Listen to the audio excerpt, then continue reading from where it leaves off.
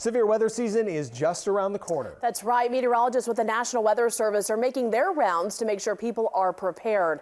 And tonight, the Woodbury County Emergency Management actually held their severe weather awareness training. It all happened in Sioux City.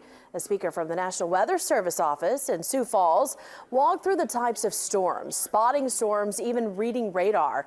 They do this kind of training each season just so members of the community can really learn how to keep themselves as well as their families safe. It also connects the National Weather Service with spotters on the ground who can help them.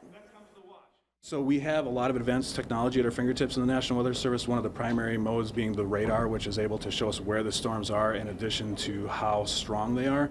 But there's still nothing better than a pair of eyes on the ground. And so the radar data in conjunction with those reports really help us to get a bigger, better picture together of what's happening.